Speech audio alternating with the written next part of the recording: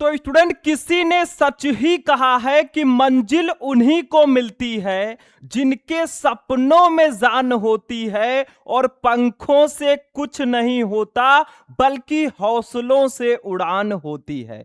तो स्टूडेंट, अगर आप भी इस बार हो क्लास 12 में और आपको भी 2027 बोर्ड में हिंदी का पेपर देना है ना, और आपका भी टारगेट है कि इस बार हम भी हिंदी में टॉपर स्टूडेंट की तरह 100 में 96, 97, 98 या 99 लेकर आएंगे, तो ये वीडियो एक बार शुरू से लेकर लास्ट तक देख लेना, क्योंकि आज के इस वीडियो में मैं आपको क्लास 12 जो पूरी हिंदी है ना, वो एक ही वीडियो में पढ़ाने वाला हूं।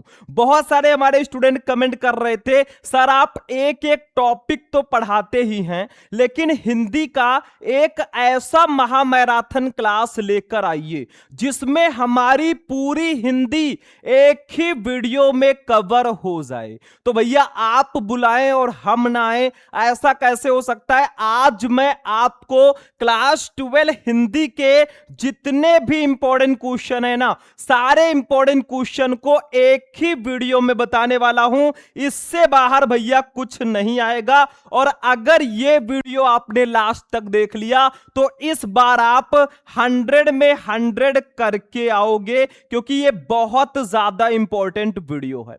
अब देखो, ये वीडियो इतना ज्यादा स्पेशल क्यों है? क्योंकि इस वीडियो में हम हिंदी के जितने भी टॉपिक हैं ना, सबको एक ही वीडियो में पढ़ेंगे। मैंने हिंदी के जो प्रीवियस ईयर पेपर हैं, जो क्वेश्चन बैंक है और बुक है, सबको एनालाइज करके मैं आपके लिए ये क्वेश्चन लेकर आया हूं। थोड़ा सा समय निकाल कर ये वीडियो जरूर देख लेना भैया, क्योंकि इस वीडियो में हम हिंदी के जो 20 टॉपिक है ना, पूरे 20 टॉपिक को इस वीडियो में कवर करेंगे। आप खुद ही देख लो, ये 20 टॉपिक पूरा हम पढ़ेंगे आंसर के साथ। देखो, सबसे पहले हम क्या क्या पढ़ेंगे? बहुविकल्पीय प्रश्न, गद्यांश, पद्यांश, साहित्यिक परिचय, कहानी, खंड काव्य। ये हम खंड का में पढ़ेंगे। खंड खा में हम संस्कृत गद्यांश, पद्यांश, हिंदी व्याकरण, उसके बाद में आपका जो रस, छंद, अलंकार है, पत्र है, निबंध है, ये सब हम इस वीडियो में पढ़ेंगे। 2 से 3 दिन बैठ के मैं आपके लिए ये क्वेश्चन ढूंढ के लेकर आया हूं। एक एक क्वेश्चन बहुत ज्यादा इंपॉर्टेंट है, तो आप लोग इस वीडियो को ज्यादा से ज्यादा लाइक कर देना। अगर इस वीडियो पर ना सिर्फ और सिर्फ 2000 लाइक्स आपने कर दिया, सिर्फ 2000 लाइक्स की मैं बात कर रहा हूं, और अगर आपने कमेंट में सिर्फ 1000 कमेंट कर दिया भैया ना, पीडीएफ आपने लिख दिया, तो मैं आपको इसका पीडीएफ बिल्कुल फ्री में दे दूंगा। आप लोग बस ज्यादा से ज्यादा लाइक करना। 2000 लाइक अगर हो गया वीडियो पर ना, तो इसका पीडीएफ मैं बिल्कुल फ्री दूंगा। कहां दूंगा? अभी मैं आपको कुछ देर बाद व्हाट्सएप नंबर भी अपना दूंगा।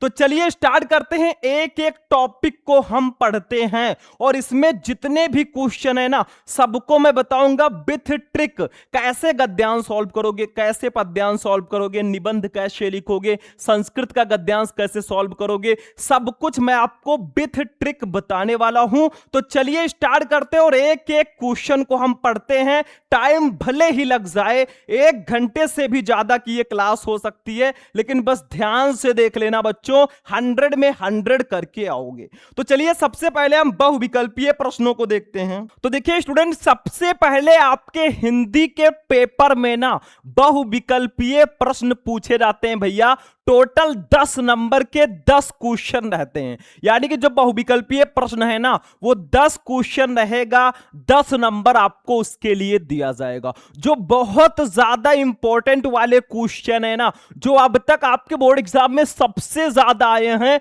वो मैं आपके लिए लेकर आया हूं। और गद्यांश, पद्यांश, जीवन परिचय, सबका मैं ट्रिक बताऊंगा। टेंशन मत लेना, बस क्लास को लास्ट तक देखना, पानी वानी लेकर बैठना।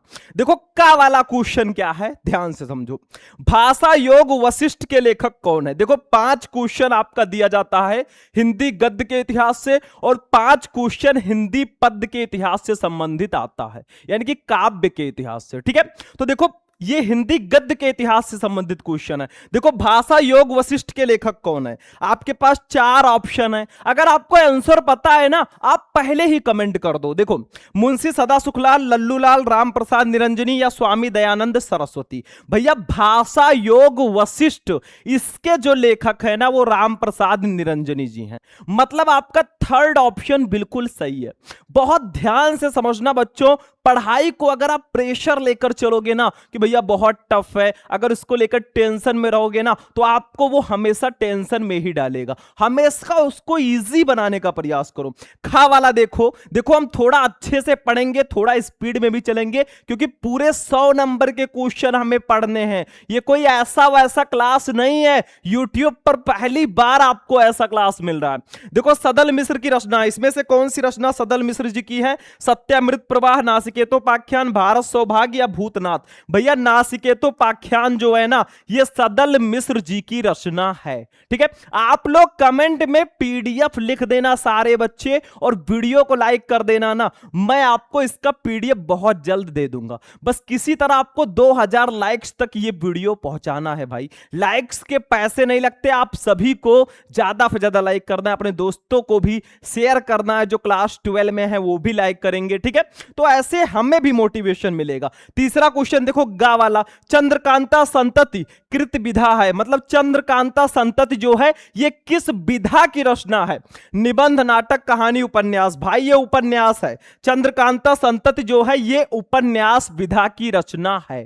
ठीक है, समझ में आ रहा है? एक क्वेश्चन मैं आपसे कर रहा हूं, आंसर सारे बच्चे कमेंट बॉक्स में देना। बाण भट्ट की आत्मकथा के लेखक कौन है? ये भी एक उपन्यास है, बाण भट्ट की आत्मकथा।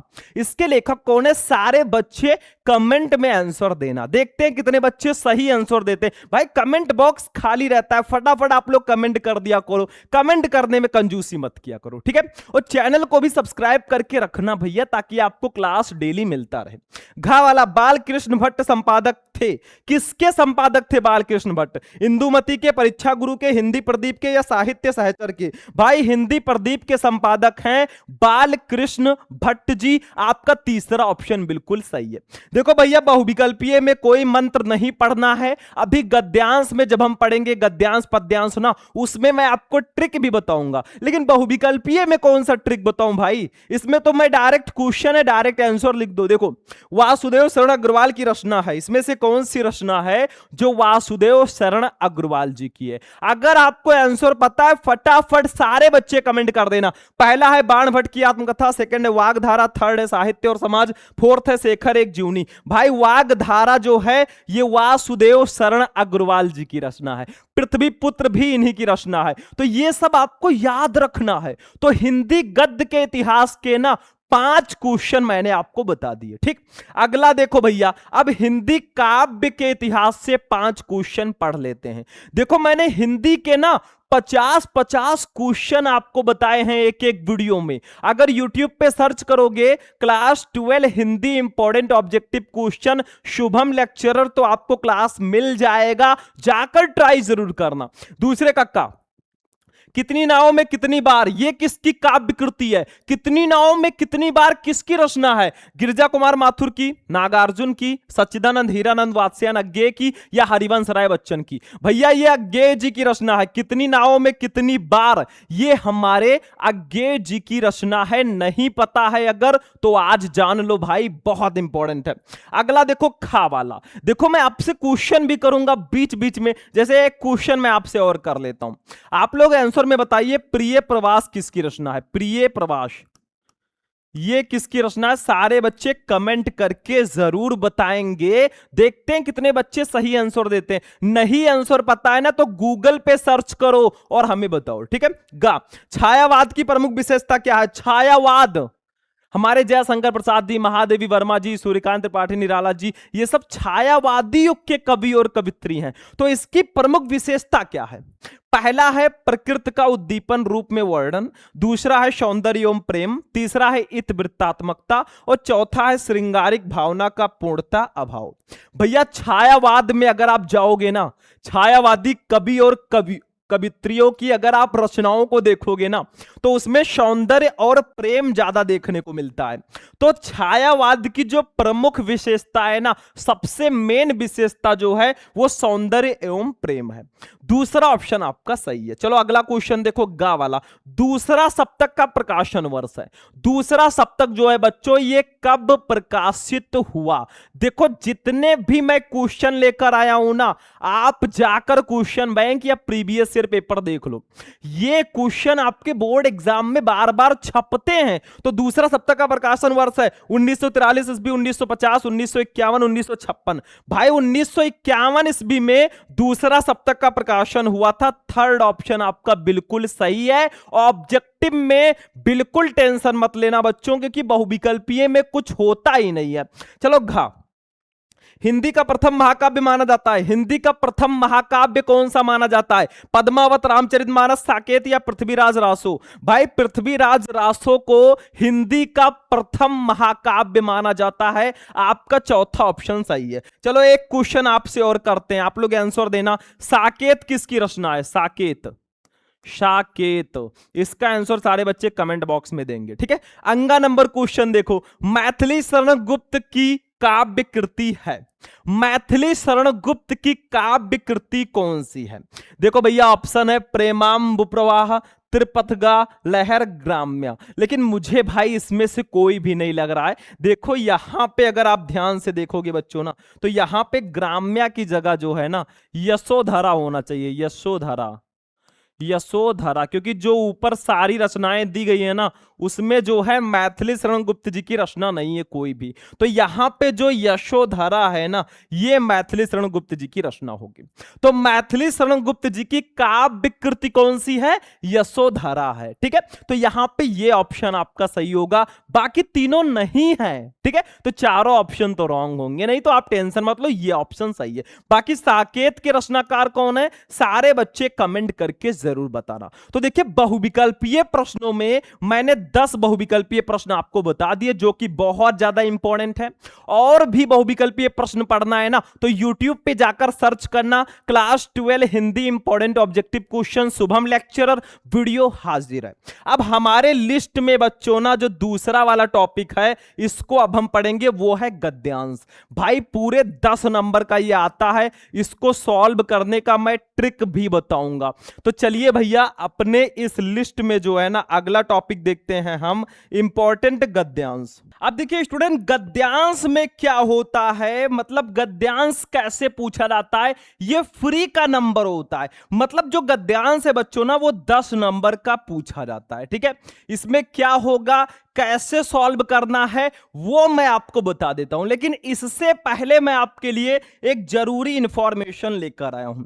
अगर आप क्लास 12 में हो ना और आप चाहते हो कि आपको सारे सब्जेक्ट के इंपॉर्टेंट क्वेश्चन का class, live class, recorded class, important notes, model paper, previous year paper, ये सब आपको मिले ना, तो हमारा जो बैच है भैया क्रैश कोर्स, बहुत ही कम फीस है, जाकर आप लोग ज्वाइन कर लो। आपको जो है ना सारे इंपॉर्टेंट क्वेश्चन के नोट्स, क्लासेज, सब कुछ इसमें मिलेंगे, वही क्वेश्चन जो सबसे ज्यादा इंपॉर्टेंट है। फीस आपका पूरे साल का सिर्फ 399 रुपए है। पूरे साल का फीस सिर्फ 399 है भाई, फटाफट जाकर ज्वाइन कर लो, इससे पहले कि 499 हो जाए। आप लोग जाकर ज्वाइन कर लेना, ठीक है। इसको ज्वाइन करना है तो आप लोग मेरे पास कॉल कर लेना या मैसेज कर लेना इस नंबर पे 9918332305। इस नंबर पे आप मुझे कॉल या मैसेज कर लेना। नंबर नोट कर लो 9918332305, ठीक है। अगर आपको ज्वाइन करना है, आप जेन्युइनली चाहते हो कि बहुत अच्छा नंबर मेरा आए, सारे सब्जेक्ट के इंपॉर्टेंट क्वेश्चन आपको दिए जाएं, तो फटाफट आप लोग ज्वाइन कर लेना, ठीक है। अब गद्यांश में क्या होगा इसको समझो भाई, 10 नंबर का आता है और मैं विथ ट्रिक बताऊंगा। देखो क्या किया जाएगा, यहां से लेकर यहां तक आपको एक गद्यांश दिया जाएगा, इसके नीचे नीचे 5 क्वेश्चन दिए जाएंगे भैया, और इन 5 क्वेश्चन का आंसर ना आपको इसी गद्यांश में ही मिलेगा। बस ढूंढ ढूंढ के लिखना है। कैसे ढूंढना है वो मैं अभी बताऊंगा, टेंशन मत लेना, ठीक है। और ये क्वेश्चन जो होंगे ना 2-2 नंबर के होंगे सारे क्वेश्चन। कितने नंबर के? 2-2 नंबर के होंगे, ठीक है। तो आपको 5 क्वेश्चन दिए जाएंगे, 10 नंबर मिलेंगे, और इन सबका आंसर कैसे लिखना है वो मैं अभी बताऊंगा। लेकिन पहले हम इस गद्यांश को ध्यान से पढ़ेंगे, फिर इन क्वेश्चन का आंसर ढूंढेंगे, क्योंकि भाई आपको एग्जाम में जो है पेपर में आंसर थोड़ी ना मिलेगा, आंसर खुद लिखना होगा, ठीक है। तो इसका आंसर ढूंढेंगे फिर लिखना सीखेंगे। तो चलो भैया पहले इसको पढ़ लेते हैं, बहुत ध्यान से पढ़ना। देखो, निंदा का उद्गम ही हीनता और कमजोरी से होता है। अब आप पहचान गए होंगे ये किस चैप्टर का गद्यांश है। पहचान लो भैया, एक काम और करना, किस चैप्टर के लेखक कौन है वो आप पहले से ही याद रखना कि राष्ट्र का स्वरूप चैप्टर के लेखक वासुदेव शरण अग्रवाल हैं, अशोक के फूल के लेखक हजारी प्रसाद द्विवेदी हैं, निंदा रस के लेखक हरिशंकर प्रसाद जी हैं। तो ये किस चैप्टर का है? देखो पहले ही निंदा आ गया, यानी कि ये निंदा रस चैप्टर का गद्यांश है, और इसके लेखक हरिशंकर प्रसाद जी हैं। तो किस चैप्टर के लेखक कौन है वो आपको पहले ही याद रखना है, क्योंकि पहला क्वेश्चन यही रहेगा। उपरीत गद्यांश के पाठ और लेखक का नाम लिखिए, तो आपको पता होगा तो आसानी से लिख दोगे, ठीक है। चलो आगे देखो, मनुष्य अपनी हीनता से दबता है, वो दूसरों की निंदा करके ऐसा अनुभव करता है कि वे सब निकृष्ट हैं और वो उनसे अच्छा है। ध्यान से पढ़ना गद्यांश को पहले। उसके अहंग की इससे तुष्टि होती है, बड़ी लकीर को कुछ मिटाकर छोटी लकीर बड़ी बनती है, ज्यो ज्यो कर्म क्षीण होता जाता है त्यों त्यों निंदा की प्रवृत्ति बढ़ती जाती है। कठिन कर्म ही स्त्रिया द्वेष और इनसे उत्पन्न निंदा को मारता है। इंद्र बड़ा स्त्रियालु माना जाता है क्योंकि वो निठल्ला है। स्वर्ग में देवताओं को बिना उगाया अन्न बेबनाया महल और बिन बोए फल मिलते हैं। आकर्मण्यता में उन्हें अप्रतिष्ठित होने का भय बना रहता है, इसलिए कर्मी मनुष्यों से उन्हें ईर्ष्या होती है। अब क्वेश्चन देखो, पहला क्वेश्चन है उपरीत गद्यांश के पाठ और लेखक का नाम लिखिए। भाई पाठ का नाम निंदा रस, लेखक का नाम हरिशंकर प्रसाद, 2 नंबर आपका फिक्स है। दूसरा क्वेश्चन है रेखांकित अंश की व्याख्या कीजिए। आपको व्याख्या करनी है यहां से लेकर यहां तक, जिसके नीचे रेखाएं हैं उसकी व्याख्या करनी है। भाई हिंदी को हिंदी में ही लिखना है, थोड़ा चेंज करके लिख देना, नंबर मिल जाएगा। इसी को थोड़ा चेंज करके 1-2 लाइन बढ़ा के। तीसरा, निंदा का उद्गम कहां से होता है? तो देखो इसका आंसर यहां पे दिया है, निंदा का उद्गम ही हीनता और कमजोरी से होता है। देखो आपके क्वेश्चन का जो वर्ड है ना उसको आप गद्यांश में ढूंढो, जहां भी मिल जाए उठाकर वही लिख दो। भाई क्या हुआ भाई?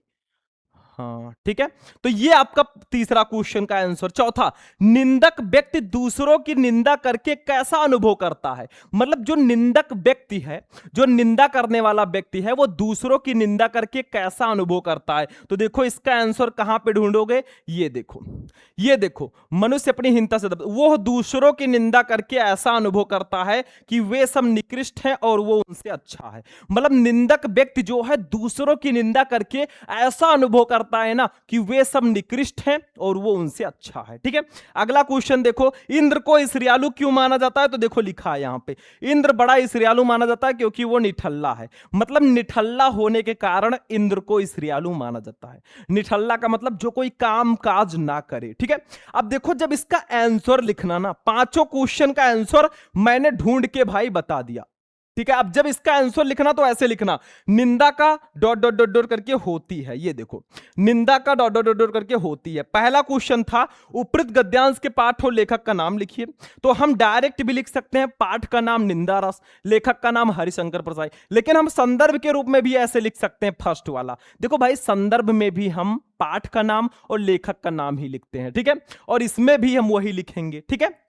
डायरेक्ट भी लिख सकते हो, पाठ का नाम निंदा रस, लेखक का नाम हरिशंकर प्रसाद, ऐसे भी लिख सकते हो। देखो प्रस्तुत गद्यांश हमारी पाठ्यपुस्तक के गद्य भाग में संकलित तथा हिंदी के प्रसिद्ध व्यंग्यकार श्री हरिशंकर प्रसाद द्वारा लिखित निंदा रस शीर्षक निबंध से अवतरित है। भाई 2 नंबर आपका फिक्स हो गया। कितनी आसानी से, देखो ध्यान से, ये है लेखक का नाम, ये पाठ का नाम और 2 नंबर भैया आपके नाम। जिसके नीचे मैंने अंडरलाइन कर रखा है उसको ब्लैक पेन से लिख देना, बाकी ब्लू से रखना, ठीक है। 2 नंबर फिक्स हो गया। आप डायरेक्ट भी लिख सकते हो, पाठ का नाम निंदा रस, लेखक का नाम हरिशंकर प्रसाद। दूसरा, रेखांकित अंश की व्याख्या कीजिए। आपको व्याख्या करनी है। इंद्र बड़ा ईर्ष्यालु माना जाता है क्योंकि वो निठल्ला है। स्वर्ग में देवताओं को बिना उगाया अन्न बे बनाया महल और बिन बोए फल मिलते हैं। आक्रमणीयता में उन्हें अप्रतिष्ठित होने का भय बना रहता है, इसलिए कर्मी मनुष्यों से उन्हें ईर्ष्या होती है। तो रेखांकित अंश की व्याख्या एक बढ़िया सा हेडिंग डालो, लिखो भाई, इसी को बढ़ा चढ़ा के थोड़ा लिख देना है, कहीं बाहर से नहीं मंगाना फ्लिपकार्ट अमेजॉन से बाबू, ठीक है। बस ऐसे लिखो। देखो, लेखक कहता है कि इंद्र को बड़ा ईर्ष्यालु माना जाता है क्योंकि वो निठल्ला है, रहता है, उसे कुछ नहीं करना पड़ता। थोड़ा बहुत चेंज करके लिखना है। देखो, उसे खाने के लिए अन्न नहीं उगाना पड़ता, फल पाने के लिए पेड़ नहीं बोने पड़ते तथा रहने के लिए बना बनाया घर मिल जाता है। स्वर्ग में ये सभी चीजें स्वतः प्राप्त होती हैं, इन्हें प्राप्त करने के लिए कुछ भी श्रम नहीं करना पड़ता। खाली रहने के कारण उसे अपनी अप्रतिष्ठा का डर बना रहता है, इसलिए वो किसी तपस्वी को तपस्या करते देखकर, किसी कर्मठ व्यक्ति को श्रेष्ठ कर्म करते देखकर ही भयभीत हो जाता है कि कहीं ये अपनी कर्मठता से मेरे पद को ना छीन ले, अतः वो उनसे ईर्ष्या करने लगता है। मतलब उसी 3-4 लाइन को थोड़ा और बढ़ा के लिख दो भाई, नंबर आपका 2 फिक्स है, ठीक है। अगला क्वेश्चन देखो, थोड़ा बहुत तो बढ़ा के लिख सकते हो ना, you are also a writer. अगला, निंदा का उद्गम कहां से होता है? इसका आंसर मैंने बता दिया था, निंदा का उद्गम हीनता और कमजोरी से होता है। अगर आपने स्टार्टिंग के 2 क्वेश्चन का आंसर लिख दिया ना, तो बाकी तीनों हलवा होते हैं, बिल्कुल खा लो चिम्मच से। अगला देखो, क्वेश्चन तीसरा, चौथा, निंदक व्यक्ति दूसरों की निंदा करके कैसा अनुभव करता है? तो निंदक व्यक्ति दूसरों की निंदा करके ऐसा अनुभव करता है कि वे सब निकृष्ट हैं और वो उनसे अच्छा है। 2 नंबर यहां पर भी कंप्लीट। 5वें क्वेश्चन पे आ जाओ, इंद्र को ईर्ष्यालु क्यों माना जाता है? तो देखो भैया, निठल्ला होने के कारण इंद्र को ईर्ष्यालु माना जाता है। 2 नंबर यहां पर भी कंप्लीट। भैया 10 में 10 लेकर आओगे अगर ऐसे लिखकर आओगे, ठीक है। बाकी गद्यांश भी हो चुका है, अब हमारे लिस्ट में है पद्यांश, जो कि अक्सर बच्चे कहते हैं सर थोड़ा सा तकलीफ होता है पद्यांश में। तो चलिए पद्यांश को सॉल्व करने का ट्रिक देखते हैं। पहले इसको आप लोग स्क्रीनशॉट ले लो, इसका ले लो, इसका भी स्क्रीनशॉट, इसका भी स्क्रीनशॉट और इसका भी, ठीक है। अब चलिए देखते हैं भैया महत्वपूर्ण पद्यांश को। अब देखिए स्टूडेंट, अगला टॉपिक जो है बच्चों ना, वो है महत्वपूर्ण पद्यांश। मतलब भैया 10 नंबर का ये भी पूछा जाएगा।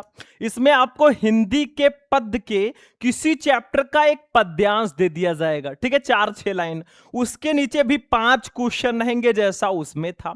एक एक क्वेश्चन के लिए आपको 2-2 नंबर मिलेंगे और इसका भी आंसर ऐसे लिखना।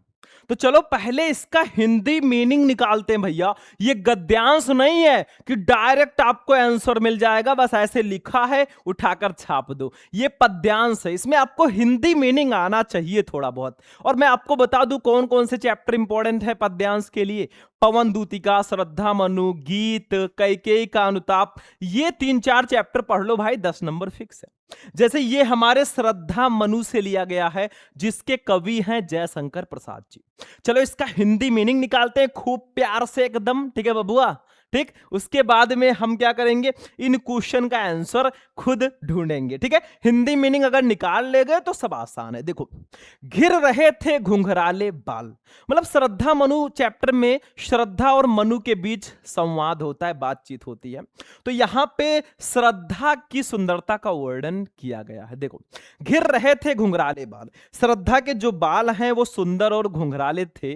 जो घिर रहे थे, अंश कंधे से अवलंबित आश्रित होते हुए मुख के पास, उनके मुख के पास, मतलब श्रद्धा जी के जो बाल हैं वो सुंदर और घुघराले थे और वे उनके कंधों से होते हुए उनके मुख से ऐसे झूल रहे थे जैसे मानो नील घन सावक से सुकुमार, मतलब नील नीला घन सावक, शिशु बादल से सुकुमार, सुकुमार शुद्धा अमृत पान हेतु भरने को विधु के पास, यानी कि सागर तल के को स्पर्श कर रही हूं। मतलब उनके जो बाल थे ना वो कंधों से झूलते हुए मुख के पास ऐसे झूल रहे थे जैसे मानो जो नन्हे नन्हे बादल हैं ना, वो अमृत पान करने के लिए सागर तल को स्पर्श करने की कोशिश कर रहे हो, ठीक है, ऐसा प्रतीत हो रहा था। आगे देखो, और उस मुख पर वो मुस्कान, और उनके मुख पर जो हल्की सी मुस्कान थी ना एकदम झक्कास वाली, रक्त किसले पर ले विश्राम, ऐसा लग रहा था रक्त किसले मतलब लाल कोपलों पर ले विश्राम, विश्राम ले रही हो। अरुण सूर्य की एक किरण अम्लान, एक अलसाई सी किरण अधिक अधिक अलसाई हो अभिराम, यानी कि सुंदर, मतलब कहा जा रहा है। और उनके मुख पर जो मुस्कान थी ना, उसको देखकर ऐसा लग रहा था कि सूर्य की कोई अलसाई सी किरण लाल नवीन कोपलों पर विश्राम कर रही हो, ऐसा प्रतीत हो रहा था, ऐसा लग रहा था। श्रद्धा मनु चैप्टर के जो पद्यांश हैं भाई बहुत ज्यादा आसान भी नहीं है, थोड़ा दिमाग आपको लगाना पड़ेगा। अब क्वेश्चन देखो पहला, उपयुक्त पद्यांश के शीर्षक और कवि का नाम लिखिए। भाई शीर्षक का नाम श्रद्धा मनु, कवि का नाम जयशंकर प्रसाद, 2 नंबर फ्री का मेरे भाई। दूसरा, रेखांकित अंश की व्याख्या कीजिए। आपको व्याख्या करनी है इन 2 लाइनों की, जो मैंने बताया वही लिख देना, 2 नंबर यहां पर भी फिक्स है। तीसरा, यहां किसकी सुंदरता का मनोरम वर्णन किया गया है? तो यहां श्रद्धा की सुंदरता का मनोरम वर्णन किया गया है, क्योंकि उनके बाल सुंदर और घुंघराले थे। अरुण की एक किरण अम्लान अधिक अलसाई हो अभिराम, इसमें कौन सा अलंकार है? तो इसमें होगा उत्प्रेक्षा अलंकार। ठीक है, चलो अगला, अम्लान और अभिराम शब्दों के अर्थ बताइए। तो भैया इसका अर्थ क्या होगा? अम्लान का अर्थ स्वच्छ या स्निग्ध और अभिराम का अर्थ मनमोहक है।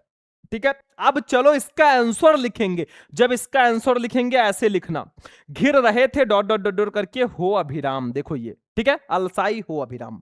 पहला क्वेश्चन था कि उपयुक्त पद्यांश के शीर्षक और कवि का नाम लिखिए। हम डायरेक्ट भी लिख सकते हैं, शीर्षक का नाम श्रद्धा मनु, कवि का नाम जयशंकर प्रसाद, लेकिन हम संदर्भ के रूप में प्यारा सा लिख देंगे। दोनों सही है, किसी भी तरह लिख दो। देखो, प्रस्तुत पद्यांश श्री जयशंकर प्रसाद के कामायनी महाकाव्य से हमारी पाठ्यपुस्तक के पद्य भाग में संकलित श्रद्धा मनु शीर्षक कविता से अवतरित है। 2 नंबर बच्चों फिक्स। क्यों? क्योंकि ये कवि का नाम, ये शीर्षक का नाम। 2 नंबर आपके नाम, जिसके नीचे अंडरलाइन है उसको ब्लैक पेन से लिखना, सुंदर सुंदर। चलो दूसरा वाला क्वेश्चन देखो, रेखांकित अंश की व्याख्या कीजिए। किसकी व्याख्या करनी है? घिर रहे थे घुंघराले बाल अंश अवलंबित मुख के पास, इसकी व्याख्या कर दो। तो बढ़िया सा हेडिंग डालेंगे, रेखांकित अंश की व्याख्या लिखेंगे। श्रद्धा के सौंदर्य का वर्णन करते हुए कवि कहता है कि उसके कंधे पर लटकी हुई घुंघराले बालों की लट उसके मुखड़े पर ऐसे झूल रही थी जैसे कोई नन्हा बादल का टुकड़ा अमृत पान हेतु सागर तल को छूने का प्रयास कर रहा हूं। बेटा 2 नंबर इसका भी कंप्लीट हो गया, फ्री का नंबर है, लूट लो। अगला देखो तीसरा, यहां किसकी सुंदरता का मनोरम वर्णन किया गया भैया? तो यहां पे श्रद्धा की सुंदरता का मनोरम वर्णन किया गया है, 2 नंबर फ्री का।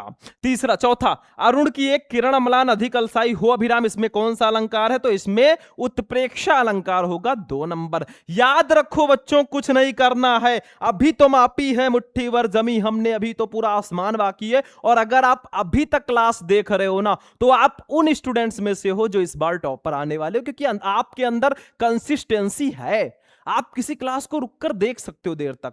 5वां, अम्लान और अभिराम शब्दों के अर्थ स्पष्ट कीजिए भैया। तो अम्लान का अर्थ होता है स्वच्छ या स्निग्ध और अभिराम का अर्थ होता है मनमोहक। 2 नंबर यहां पर भी कंप्लीट बेटा, 10 में 10 लेकर आओगे अगर ऐसे करके आओगे। ठीक है, चलो इसका स्क्रीनशॉट आप लोग पहले लो। चलो इसका स्क्रीनशॉट ले लो, इसका भी और इसका भी। ठीक है, अब अगला टॉपिक जो हमारी लिस्ट में है ना बच्चा पार्टी, वो होगा साहित्यिक परिचय। देखो, अब हम एक ऐसे लेखक का साहित्यिक परिचय पढ़ेंगे ना जो बहुत इंपॉर्टेंट है। मैंने आपको कहा था भैया, ये 100% फिक्स होता है साहित्यिक परिचय। 3 लेखक का आप पढ़ लो, वासुदेव शरण अग्रवाल, हजारी प्रसाद द्विवेदी, प्रोजी सुंदर रेड्डी। तीनों बहुत इंपॉर्टेंट है। तो वासुदेव शरण अग्रवाल, हजारी प्रसाद द्विवेदी जी का मैं पहले ही आपको बता चुका हूं। यूट्यूब पे सर्च करना भाई, लेखक और कवि दोनों का एक वीडियो में मैंने बताया। यूट्यूब पे सर्च करो, क्लास 12 हिंदी इंपॉर्टेंट जीवन परिचय शुभम लेक्चर, वीडियो मिल जाएगा, जाकर देखना। 10 नंबर फिक्स है, क्योंकि ये 100% फिक्स होता है। तो लेखक में आप वासुदेव शरण अग्रवाल, हजारी प्रसाद द्विवेदी, प्रोजी सुंदर रेड्डी का याद कर लो। आज हम प्रोजी सुंदर रेड्डी जी का साहित्यिक परिचय पढ़ेंगे। लगातार आपके बोर्ड एग्जाम में ये आते हैं। तो जब भी इनका साहित्यिक परिचय लिखो ना, पहले छोटा सा जीवन परिचय लिखना, फिर आपको साहित्यिक परिचय बड़ा सा लिखना है।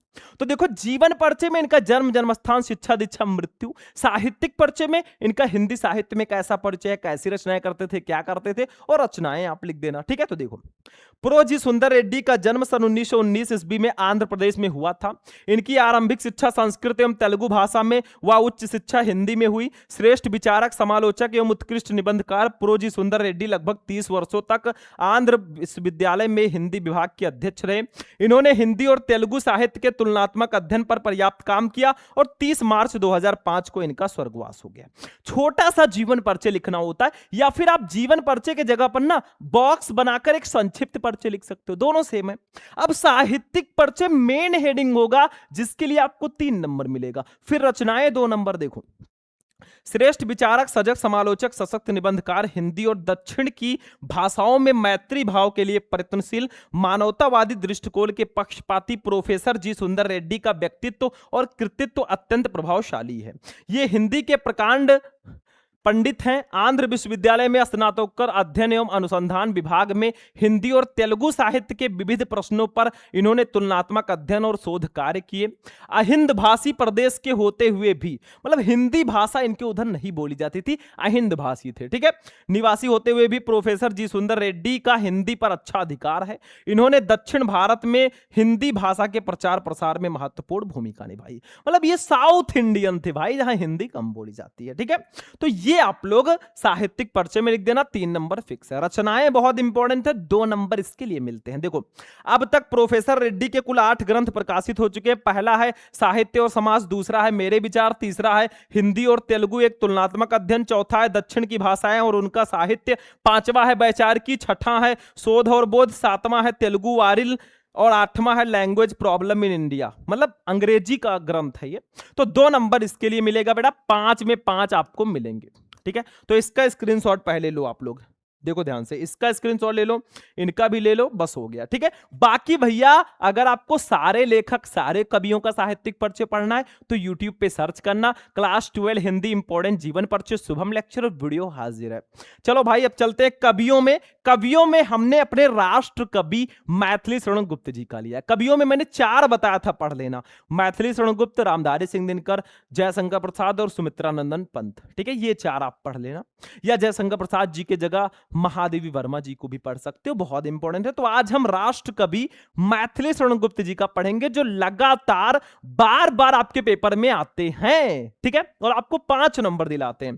पहले जीवन परिचय लिखेंगे, फिर साहित्यिक परिचय लिखेंगे, प्रोसेस सेम होगा जैसा उसमें था, ठीक है। देखो, राष्ट्र कवि मैथिली शरण गुप्त का जन्म सन 1886 ईस्वी में चिरगांव जिला झांसी में हुआ था। इनके पिता का नाम सेठ रामचरण गुप्त था। सेठ रामचरण गुप्त स्वयं एक अच्छे कवि थे। घर पर ही इनकी शिक्षा का प्रबंध किया गया, जहां इन्होंने अंग्रेजी, संस्कृत और हिंदी का अध्ययन किया।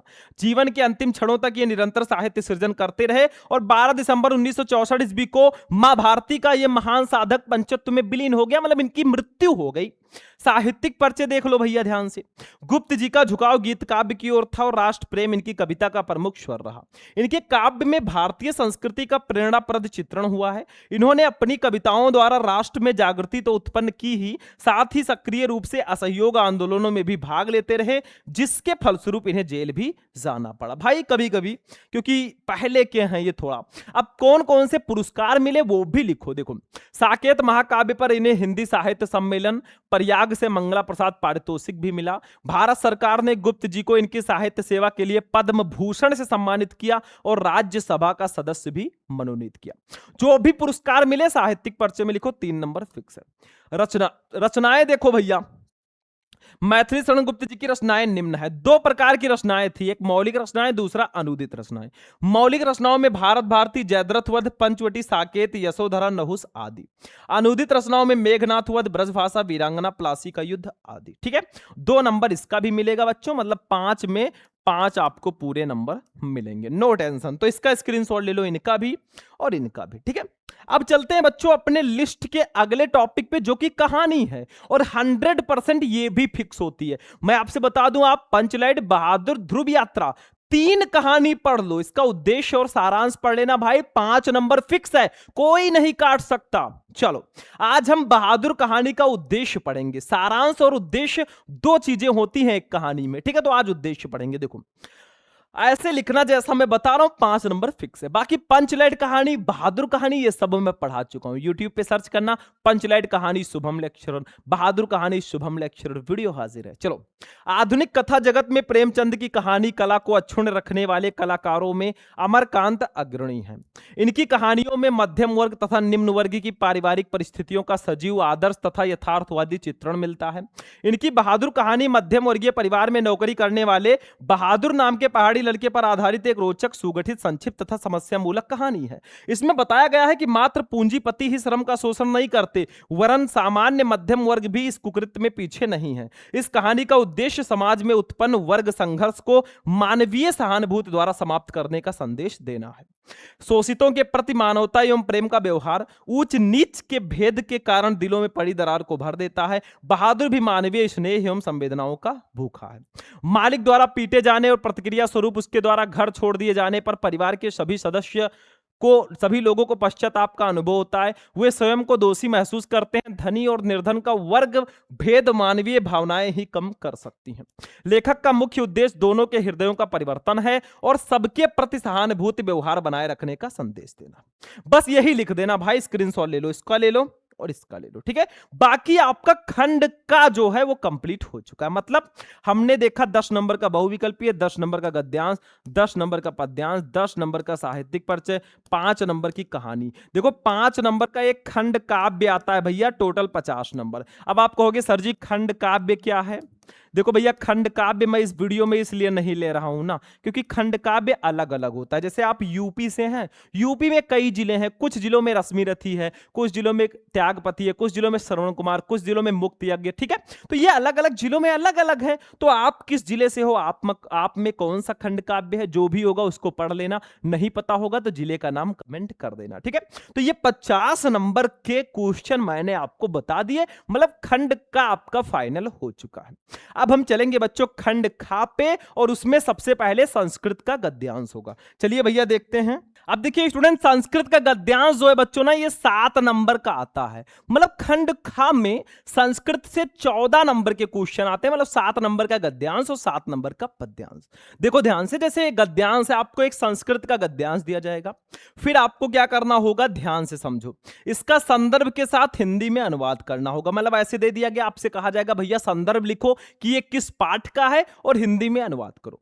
मैंने आपको इंपॉर्टेंट चैप्टर बताया ही है। आप जातक कथा, महामना मालवीय, पंचशील सिद्धांता और हाँ यही पढ़ लो, काम खत्म है, ठीक है। चलो भैया, तो आज हम पढ़ते हैं इस गद्यांश को। पहले मैं आपको बताऊंगा ये किस चैप्टर का है, फिर हिंदी मीनिंग मैं आपको निकालना सिखाऊंगा, ठीक है। फिर ऐसे आपको लिखना भी बताऊंगा कैसे लिखोगे। तो देखो भैया, यहां पे अगर आप पूरा गद्यांश ध्यान से देखोगे ना, तो इस गद्यांश में देखो यहां पे मालवीय आ गया, तो यानी कि ये महामना मालवीय चैप्टर का गद्यांश है।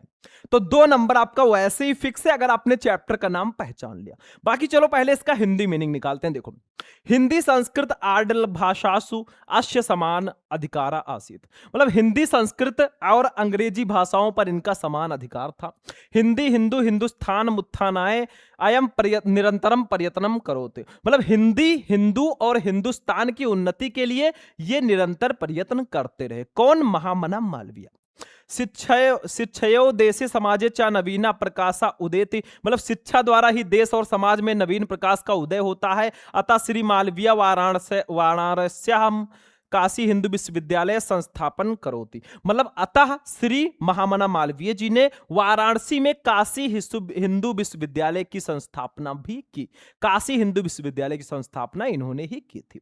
अस निर्माणयम अयम जनान धनम अयाचत। और इसके निर्माण के लिए उन्होंने लोगों से धन मांगा। जनाश्च महस्तस्मिन् ज्ञान यज्ञ प्रभूतम धनमयश्यम पराश्चन। और लोगों ने भी इस महान ज्ञान यज्ञ में प्रचुर मात्रा में धन इनको दिया, ठीक है।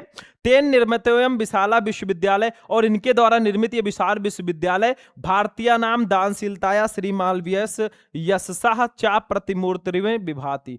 और इनके द्वारा निर्मित ये विश्वविद्यालय जो है भारतीयों की दानशीलता और श्री मालवीय जी के यश के प्रतिमूर्त की रूप आज सुशोभित हो रहा है। साधारण स्थिति को अप जनः महतोत्साहेन। मतलब साधारण स्थिति का मनुष्य होते हुए भी इन्होंने महान उत्साह से, मनस्विमिता पौरुषेण और पुरुषार्थ से असाधारणम कार्यम कर तो क्षमा इत्यदर्शयत मनीष मूर्धन्य मालवीय। मतलब यहां पे कहा जा रहा है साधारण स्थिति का मनुष्य होते हुए भी महान उत्साह और पुरुषार्थ से असाधारण कार्य को किया जा सकता है।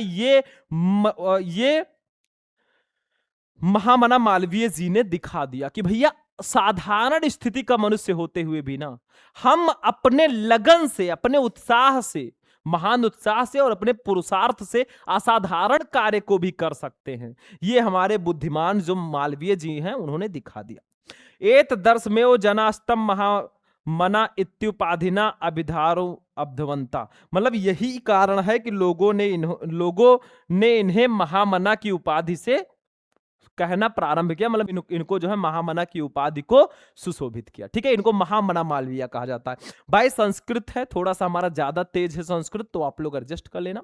बाकी पहले इसका संदर्भ लिखेंगे, देखो है जब इसको सॉल्व करेंगे ऐसे लिखेंगे, हिंदी संस्कृत आर्य भाषासु डॉट डॉट डॉट डॉट करके अवधातु मारब्धवंता। ठीक है, पहले संदर्भ लिखना ये किस पाठ का है। देखो, प्रस्तुत गद्यांश हमारी पाठ्यपुस्तक के संस्कृत भाग में संकलित महामना मालवीय नामक पाठ से अवतरित है। 2 नंबर कंप्लीट आपका। सिर्फ पाठ का नाम लिखना संस्कृत में, लेखक का नाम थोड़ी ना। ठीक है, अनुवाद अब लिख दो भाई। देखो, इनका हिंदी संस्कृत और अंग्रेजी भाषाओं पर समान अधिकार था। जो मैंने बताया वही लिखना है। हिंदी हिंदुस्तान की उन्नति के लिए ये निरंतर प्रयत्न करते रहे। शिक्षा द्वारा ही देश और समाज में नवीन प्रकाश का उदय होता है, इसलिए श्री मालवीय ने वाराणसी में काशी हिंदू विश्वविद्यालय की स्थापना की। इसके निर्माण के लिए इन्होंने लोगों से धन मांगा और लोगों ने इस महान ज्ञान यज्ञ में इन्हें प्रचुर धन दिया। इनके द्वारा बनवाया हुआ यह विशाल विश्वविद्यालय भारतीयों की दानशीलता और श्री मालवीय की यश की प्रतिमूर्त की भांति सुशोभित हो रहा है। साधारण स्थिति का मनुष्य भी महान उत्साह, बुद्धिमत्ता एवं पुरुषार्थ से असाधारण कार्य को करने में सक्षम होता है। ये बुद्धिमानों में श्रेष्ठ मालवीय जी ने दिखा दिया।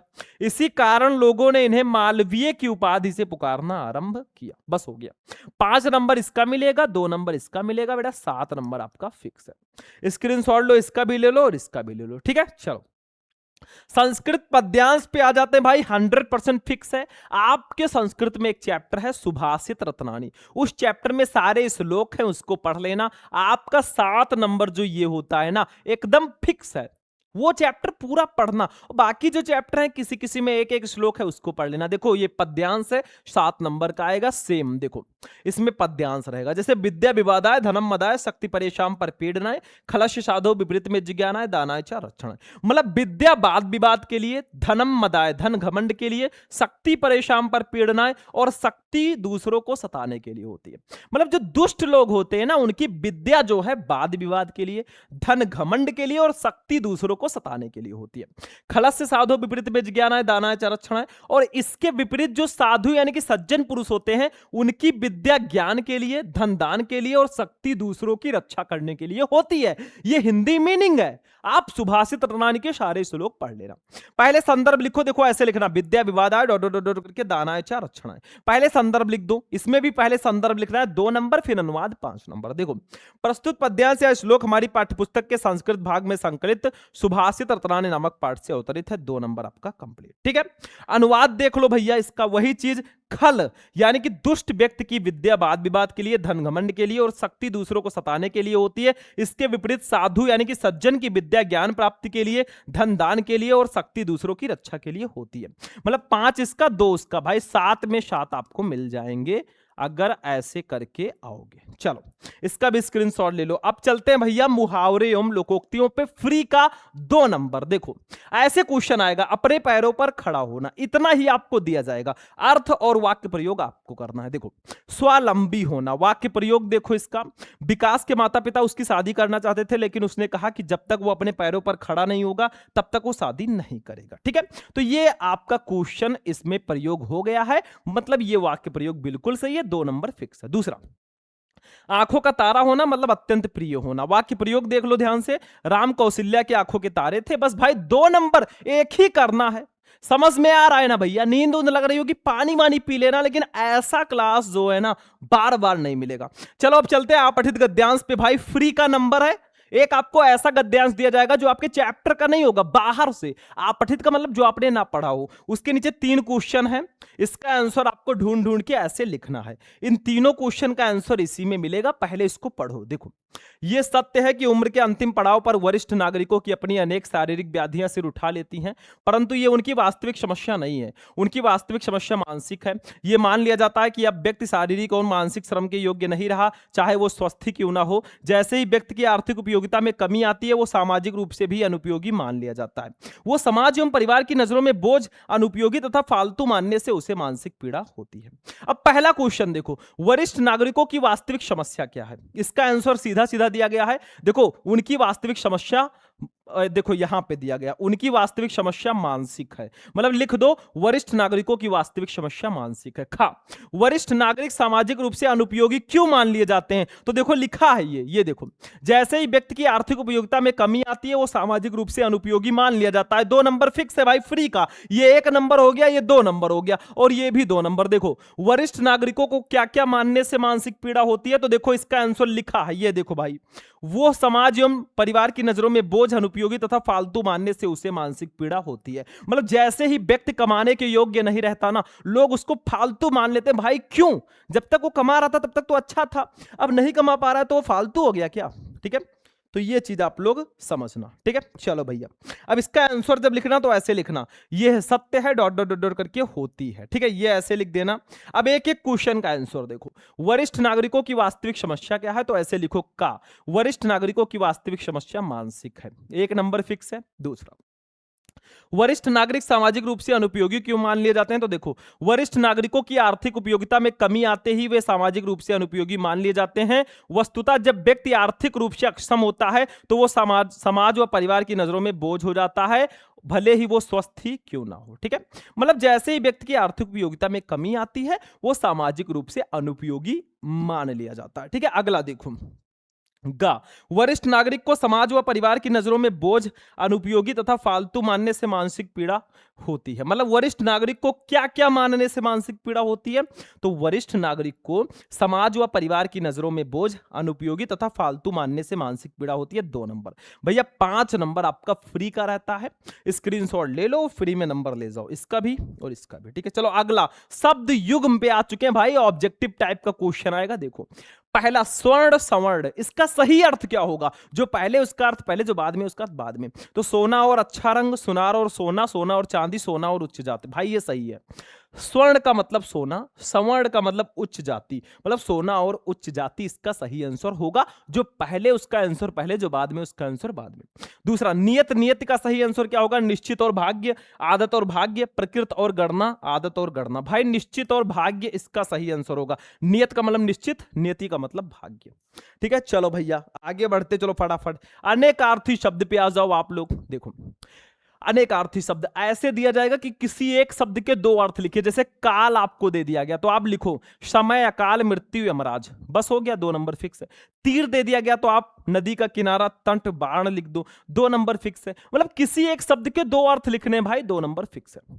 वाक्य संशोधन पे आज नहीं, अनेक शब्दों के लिए एक शब्द आ गया। देखो गलत कार्य करने के लिए हठ करने वाला, 2 नंबर का ये आएगा। उसको क्या बोलेंगे? जो गलत कार्य करने के लिए हठ करे, स्वाग्रही, हठी, दुराग्रही या अनाग्रही। भाई दुराग्रही, जो गलत कार्य करने के लिए हठ करे वो दुराग्रही होगा। दूसरा, जो जीता ना जा सके उसको क्या बोलेंगे? अजय, अमर, अजर, अनंत। भाई अजय, जो जीता ना जा सके वो अजय होगा, बस काम हो गया। वाक्य संशोधन पे आ जाओ भाई, गलत वर्ड दिया जाएगा उसको सही करके लिखना होगा। गलत वाक्य, जैसे रोटी मोहन ने खाई, ये गलत है, यही पीला वाला आपको दिया जाएगा, आपको व्हाइट वाला लिखना है। मोहन ने रोटी खाई, ये सही है। मतलब वाक्य में गलतियां दी जाएंगी, उसको सही करके लिखना है, वाक्य संशोधन। मेरा प्राण संकट में है, गलत है, मेरे प्राण संकट में है, ये सही है। चलो भैया अगला, अब रस छंद अलंकार पे आ जाओ भाई। 2-2 नंबर का रस छंद अलंकार मैंने एक ही वीडियो में पढ़ा रखा है, ये 100% फिक्स होता है। ठीक है, मैं आपको यहां पे एक रस, एक छंद, एक अलंकार बताऊंगा, लेकिन अगर आपको सारे रस, सारे छंद, सारे अलंकार पढ़ने हैं ना, तो फटाफट आप लोग जाना, कहां जाना, यूट्यूब पे सर्च करना रस छंद अलंकार शुभम लेक्चरर, सारे रस, सारे छंद, सारे अलंकार, एक वीडियो में 6 नंबर फिक्स, जाकर देखना। चलो करुण रस आज हम पढ़ लेते हैं। देखो करुण रस का स्थायी भाव शोक है। जब शोक नामक स्थायी भाव विभाव, अनुभव और संचारी भाव से संयोग करता है तब वो करुण रस कहलाता है। ऐसे हास्य रस का लिखना हो तो हास्य रस का स्थायी भाव हास है। जब हास नामक स्थायी भाव विभाव, अनुभव और संचारी भाव से संयोग करता है तो वो हास्य रस कहलाता है। उदाहरण देखो, क्यों छलक रहा दुख मेरा उषा की मृदु पलकों में, हाँ उलझ रहा सुख मेरा संध्या की घन अलकों में। बस 2 नंबर आपका फिक्स है। ऐसे परिभाषा लिखो, ऐसे उदाहरण लिख दो। अब देखो हम चलते हैं छंद पे। देखो एक ही रस मैंने बताया है, बाकी आपको सारे पढ़ने हैं तो YouTube पे सर्च करना रस छंद अलंकार शुभम लेक्चरर, वीडियो हाजिर है। चलो चौपाई आज हम पढ़ते हैं। चौपाई मतलब 4 पैर वाला, 4 चरण वाला। देखो चौपाई सममात्रिक छंद है। सममात्रिक का मतलब जिसमें समान मात्राएं हो सारे चरण में। इसमें 4 चरण होते हैं और प्रत्येक चरण में 16 मात्राएं होती हैं। मतलब चौपाई का मतलब 4 चरण, तो इसमें 4 चरण हैं और इसमें हर एक चरण में मात्राएं समान होंगी, हर चरण में 16-16 मात्राएं होंगी। तो देखो चौपाई सम्मात्रिक छंद है, इसमें 4 चरण होते हैं और प्रत्येक चरण में 16 मात्राएं होती हैं। जैसे देखो भैया यहाँ पे थोड़ा सा मिसप्रिंट है, वो चीज मैं अभी आपको दिखा दूंगा, ठीक है, समझ लेना थोड़ा सा। ये देखो, ठीक है, ये यहाँ पे एक ही छोटाऊ रहेगा। अब देखो भैया इसका उदाहरण देखो ध्यान से, बहुत ध्यान से समझना तभी समझ में आएगा। इसका उदाहरण है बंदव गुर पद पदुम परागा सुरुच सुवास सरस अनुरागा अमे मूर में चूरन चारु समन सकल भव रुज परिवारु। ये पहला चरण, ये दूसरा, ये तीसरा, ये चौथा। हर चरण में 16-16 मात्राएं होंगी। देखो एक मात्रा को हम ऐसे लिखते हैं, दो मात्रा को ऐसे लिखते हैं। अब गिनो, बा के ऊपर बिंदी है तो 2, 1 3 1 4 1 5 1 6 1 7 1 8 1 9 1 10 1 11 1 12 2 14 2 16। पहले चरण में 16 हो गए, दूसरे में 1 2 3 4 2 6 1 7 1 8 1 9 1 10 1 11 1 12 2 14 2 16। इसमें भी 16 हो गया। इसमें देखो 1 2 3 2 5 1 6 1 7 1 8 2 10 1 11 1 12 2 14 2 16। इसमें भी हो गया। इसमें देखो 1 2 3 4 5 6 7 8 9 10 11 12 2 14 2 16 हो गया। ठीक है, देखो यहाँ पे रा पर बढ़ाओ का मात्रा तब मैंने 2 लिया है, यहाँ पे रा पर बढ़ाओ का मात्रा तो 2 लिया है। ठीक है, यहाँ पे गुरु है, रा पर छुटाओ का मात्रा तो मैंने 1 लिया है। ठीक है, समझ में आया? तो ये इसका उदाहरण है। देखो हर चरण में 16-16 मात्राएं हैं, स्क्रीनशॉट ले लो। ठीक है, चलो अब अलंकार में हम उपमा अलंकार पढ़ लेते हैं। देखो ध्यान से, सॉरी यमक अलंकार हम पढ़ेंगे। इसको आप लोग एक काम कीजिएगा, ये जो उपमा लिखा है ना, इसको आप लोग यमक कर दीजिएगा। चलो मैं कर ही देता हूं क्योंकि भाई हेडिंग है, इंपॉर्टेंट है। ठीक है, तो ये जो आपका अलंकार है ना, ये कौन सा अलंकार होगा बच्चों? ये होगा यमक अलंकार। ऐसे लिख देना, हेडिंग आपका यमक अलंकार रहेगा। ठीक है, थोड़ा सा मिसप्रिंट था तो चलो हम बता देते हैं। अब इसकी परिभाषा समझो। देखो अलंकार में यमक, रूपक, उपमा, उत्प्रेक्षा, यही सब तो इंपॉर्टेंट है। देखो यमक का अर्थ है युग्म अर्थात जोड़ा। वो अलंकार जिसमें कोई शब्द एक से अधिक बार आए परंतु उसके अर्थ भिन्न भिन्न हो, वहां पे यमक अलंकार होता है। जैसे उदाहरण, काली घटा का घमंड घटा, नभ मंडल तारक वृंद खिले। अब यहां पे यमक अलंकार क्यों है, स्पष्टीकरण लिख दो ऐसे। देखो इस उदाहरण में घटा शब्द 2 बार आया है और दोनों स्थानों पर इसका अर्थ भिन्न भिन्न है। ये पहली घटा का मतलब बादल है, दूसरी घटा का मतलब घट गया या कम हो गया। ठीक है, तो यहां पे एक ही शब्द एक से अधिक बार आया है और उसके अर्थ भिन्न भिन्न है, तो यहां पे यमक अलंकार होगा। काली घटा का घमंड घटा, नभ मंडल तारक वृंद खिले। तो इस घटा का मतलब बादल, इस घटा का मतलब घट गया या कम हो गया, बस हो गया भाई। ठीक है, ये यमक अलंकार है। अब चलते हैं बच्चों पत्र लेखन पे। ठीक है, अपने 19 नंबर टॉपिक पत्र लेखन को चलिए हम देखते हैं। अब देखिए स्टूडेंट, पत्र लेखन जो है बच्चों ना, ये 6 नंबर का आपके बोर्ड एग्जाम में आता है। और आज हम एक बहुत ही इंपॉर्टेंट पत्र को लिखेंगे जो आपके बोर्ड एग्जाम में कई बार आ चुका है। देखो, पेयजल अधिकारी को पत्र लिखिए जिसमें अनिवार्य रूप से जल प्राप्त होने की शिकायत की गई हो। मतलब पेयजल अधिकारी को पत्र लिखना जिसमें अनिवार्य रूप से जल प्राप्ति की शिकायत की गई हो। भैया पानी सही से नहीं आता तो देखो सेवा में पहले लिखो, जब भी पत्र लिखना पहले सेवा में, फिर श्रीमान निदेशक। किसके निदेशक है? गोंडा जल बोर्ड गोंडा, मतलब जल बोर्ड के हम अधिकारी को पत्र लिख रहे हैं क्योंकि जल से रिलेटेड है भाई प्रॉब्लम। ठीक है, अगर मेरठ से हो तो मेरठ जल बोर्ड मेरठ भी लिख सकते हो। विषय क्या है, विषय क्या है वो बहुत इंपॉर्टेंट है। पेयजल अधिकारी को जल आपूर्ति हेतु प्रार्थना पत्र हम लिख रहे हैं, ये हमारा विषय है। फिर महोदय लिखो और अपनी पूरी प्रॉब्लम बताओ। पहले सेवा में, फिर जिसको पत्र लिख रहे हैं वो, फिर विषय, फिर महोदय लिखो और अपनी पूरी प्रॉब्लम बताओ। देखो मैं आपका ध्यान बालेश्वरगंज गोंडा में पेयजल की अनियमित जल आपूर्ति की ओर शिकायत आकर्षित कराना चाहता हूं। इस क्षेत्र में प्रातः केवल 35 मिनट ही नलों में पानी आता है। पानी का दबाव बहुत कम होता है, मोटर का प्रयोग करने पर भी ऊपर की मंजिलों में पानी नहीं चढ़ पाता। ठीक है, पानी का दबाव बहुत कम होता है और मोटर का प्रयोग करने पर ऊपर की मंजिलों में पानी नहीं चढ़ पाता। ठीक, सायंकाल भी पेयजल की आपूर्ति अनियमित है। कई बार शाम को 2-2 दिन पानी की आपूर्ति नहीं होती। पानी की इस अनियमित आपूर्ति के कारण क्षेत्र के नागरिकों में रोष है। इससे पूर्व भी अनेक बार स्थानीय अधिकारियों को मैं इस समस्या से अवगत करा चुका हूं परंतु स्थिति में कोई सुधार नहीं हुआ है। अपनी पूरी प्रॉब्लम बताओ, फिर लास्ट में अनुरोध करो, रिक्वेस्ट करो।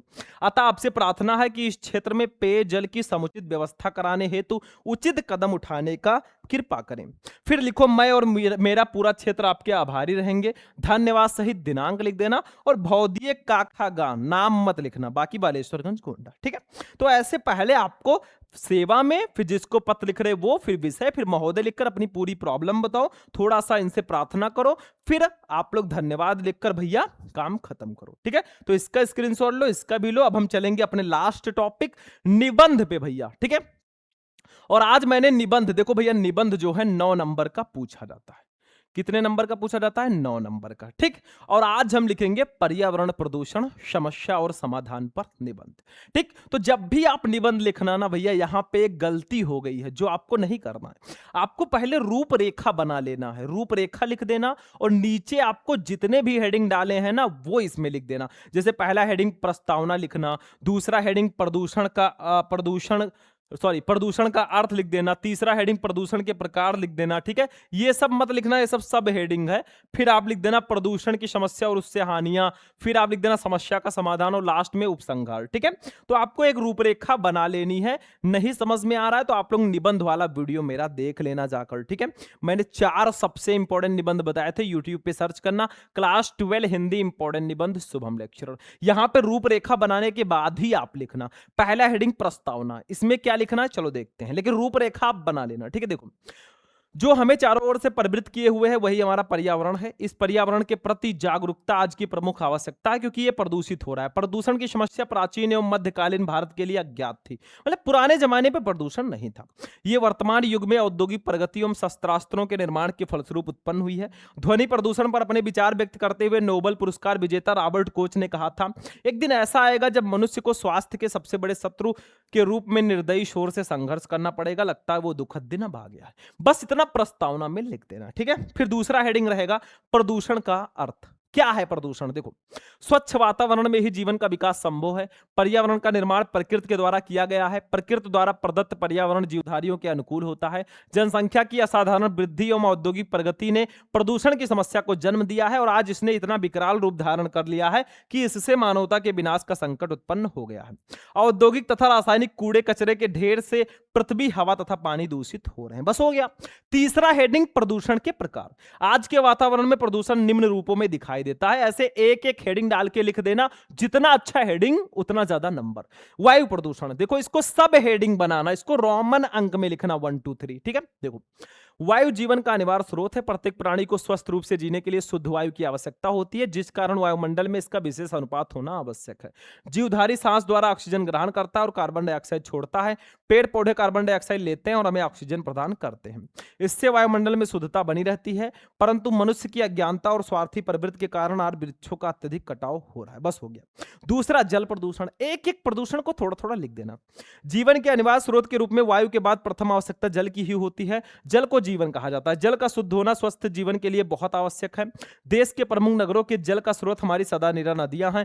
फिर भी हम देखते हैं कि बड़े बड़े नगरों के गंदे नाले तथा सीवरों को नदियों से जोड़ दिया जाता है। विभिन्न औद्योगिक व घरेलू स्रोतों से नदियों व अन्य जल स्रोतों में दिनों दिन प्रदूषण पनपता जा रहा है। फिर ध्वनि प्रदूषण। ध्वनि प्रदूषण आज की एक नई समस्या है। इसे वैज्ञानिक प्रगति ने पैदा किया है। मोटर कार, ट्रैक्टर, जेट विमान, कारखानों के सायरन, मशीनें, लाउड स्पीकर आदि ध्वनि के संतुलन को बिगाड़कर ध्वनि प्रदूषण उत्पन्न करते हैं।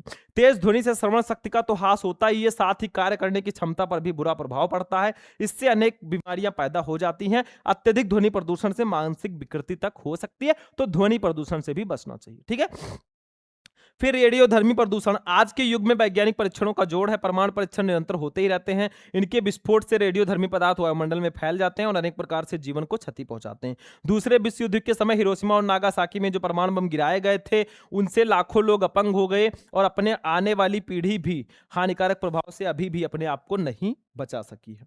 फिर रासायनिक प्रदूषण। कारखानों से बहते हुए अवशिष्ट द्रव्यों के अतिरिक्त उपज में वृद्धि की दृष्टि से प्रयुक्त कीटनाशक दवाइयों और रासायनिक खादों से भी स्वास्थ्य पर प्रतिकूल प्रभाव पड़ता है। ये पदार्थ पानी के साथ बहकर नदियों, तालाबों और अंततः समुद्र में पहुंच जाते हैं और जीवन को अनेक प्रकार से हानि पहुंचाते हैं। बस हो गया, ये प्रदूषण के प्रकार हैं।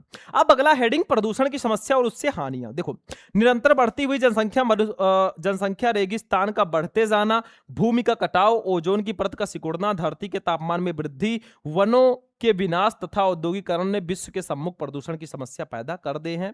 कारखानों के धुएं से, विषैले कचरे के रिसाव से तथा जहरीली गैसों के रिसाव से आज मानव जीवन समस्याग्रस्त हो गया है। देखो, मैं पढ़ता इसलिए जा रहा हूं भाई, इसमें कुछ नहीं करना, हेडिंग डाल के बस लिखना है। आज तकनीकी ज्ञान के बल पर मानव विकास की दौड़ में एक दूसरे से आगे निकल जाने की होड़ में लगा है। इस होड़ में वो तकनीकी ज्ञान का ऐसा उपयोग कर रहा है जो संपूर्ण मानव जाति के लिए विनाश का कारण बन सकता है। वायु प्रदूषण का गंभीर प्रतिकूल प्रभाव मानव एवं उन अन्य प्राणियों के स्वास्थ्य पर पड़ता है। सिर दर्द, आंखें दुखना, खांसी, दमा, हृदय रोग आदि किसी न किसी रूप में वायु प्रदूषण से जुड़े हुए हैं। प्रदूषित जल के सेवन से मुख्य रूप से पाचन तंत्र संबंधी रोग उत्पन्न होते हैं। विश्व स्वास्थ्य संगठन के अनुसार प्रतिवर्ष लाखों बच्चे दूषित जल पीने के परिणाम स्वरूप उत्पन्न रोगों से मर जाते हैं।